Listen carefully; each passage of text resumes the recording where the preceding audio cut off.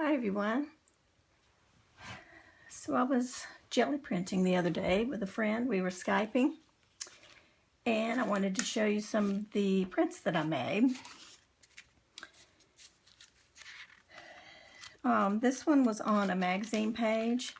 I really like printing on a black magazine page because all this black kind of shows through, especially around the edges. And I really like that. So this one was, this one turned out pretty cool. I like it a lot. Not sure what I'm going to do with these yet, but I just wanted to share them with you while they're whole before I start doing anything with them. Here's another one of those on a black page. And this one's kind of cool because some of the text is coming through down here. I don't know if you can see that. It's a light colored text, so there it is there. And some of the pictures and things are coming through, so it's just fun to do it on a magazine page. Okay, here's one that is also a magazine page, but it was just a text page, you know, kind of like this. Just playing around, see what could come of it. Of course, I tore it. I've almost every time I'm jelly printing with a magazine page, I end up tearing at least one of them. But it is because it's thin and doesn't hold up quite as well, but you just have to be careful with magazine pages, that's all. This one is done on a sheet of graph paper, and it was real bright and colorful, and then I laid a mask down, this leafy mask. I laid it down on the plate and rolled the brayer over the mask, and then I don't remember how I did it now. I could be telling you the wrong way, but I think that's how I did it. I put the mask down, rolled the paint on, and picked up the mask and then printed it. I think that's what I did. It's been a week or two now since I did this, so anyway, I like that. This one's just a bunch of shapes, masks that I laid down on a print that I had already done. And then I did the a stencil on top with the yellow zigzag lines. And this is another sheet of graph paper. This one was too, also done on graph paper. It's really neat because you get this really cool, the paper shows through in the background if you allow it to. Like here you don't see it as much, but because I put the mask down, you can see that there. I like it. Here's another one in the graph paper. Another one. I bought a whole tablet of the graph paper because I really like the way that the jelly prints look on there. Pretty cool. It's another one.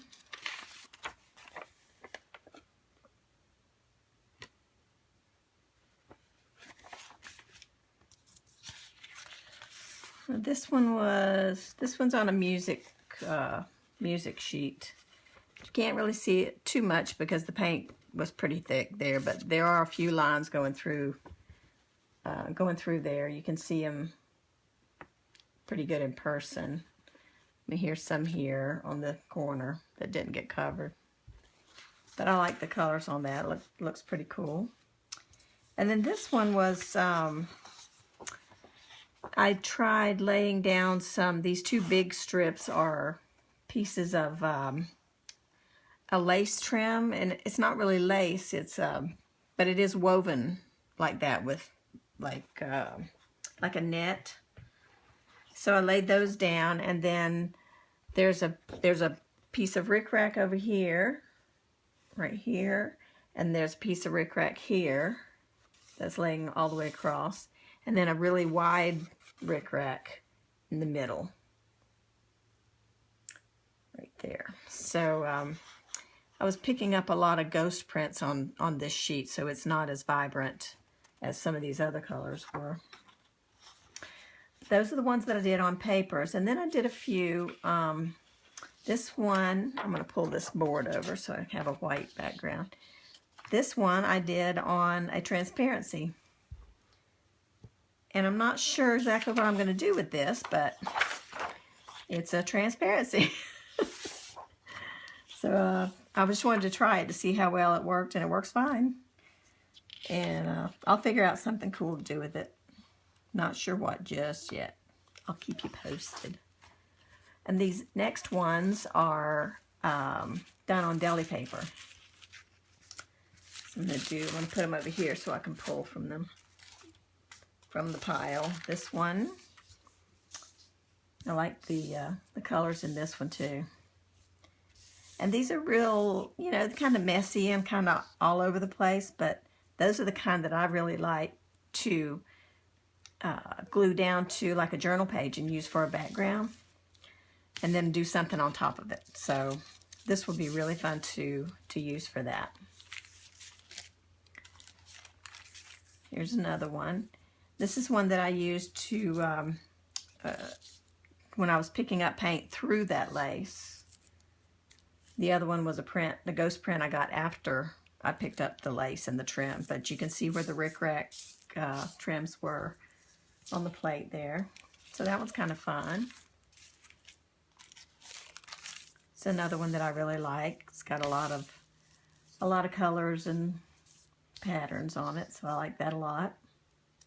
Another one that will be fun to glue down for a background. And then I've got a couple that they need a little bit more. They have some stuff going on, but I'm not quite finished with these, but they were in the pile, so I figured I would show them to you too. Here's another one that just needs a little bit more. It's a little bit empty, you know, in spots. So we'll add more to it in the next session. But the one that I'm going to work on today is another jelly print. And this one, I love the vibrant colors on this. This is another sheet of labels, 3 rows of 10 address labels. And this one started out like this previous one I did label sheet, where I was cleaning my brayer off and I made like a plaid sort of pattern. That's what this one was. I was cleaning my brayer off during this jelly print session. And so I have all those colors that you see in the lines. I had those done first. And then the very last thing I did was put some yellow and white paint on the jelly plate. And I laid a stencil on, this triangle stencil. And then all of these little yellow triangles I printed on top of all those colors. So that's where this one sits.